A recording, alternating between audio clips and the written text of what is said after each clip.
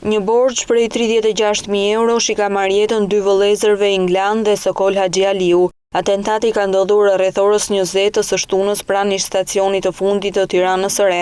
Në vendngjarje mësohet se viktim ka mbetur me një plumë në kokë. 30 vjeçari Ingland Haxhi Aliu, ndërkohë që është plagosur edhe vëllai i tij, Sokoli 42 vjeç, por që nuk i ka mbijetuar plagëve të mara dhe ka humbur jetën gjatë transportit për në spitalin ushtarak. Policia arriti të vërë në pranga autorin e dyshuar të kësaj ngjarjeje, 30 vjeçarin Ardian Dreka, vetëm 3 orë pasi ishte kryer kjo vrasje. Sipas policisë, 3 personat njiheshin me njëri tjetrin dhe pasi kanë debatuar brenda në makinën tip Mazda, Dreka ka nxjerrë pistoletën me silenciator dhe ka qelluar në drejtim të dy vëllezërve Haxhi Aliu. Sipas dëshmitarëve në vendngjarje, autori Dreka pasi ka qelluar dy vëllezërit, është larguar me një makinë në një rrugë dytësore tek zona e parkut të autobusëve. Në ndihmë të policisë kanë qenë edhe dëshmitarët që kanë mundur të fiksojnë targën, ndërsa policia është vënë në ndjekje të tij dhe ka mundur ta vërë në pranga para mesnatës së djeshme në dalje të Kamzës. Grupi hetimor po vijon hetimet për zbardhjen e plotë të ngjarjes,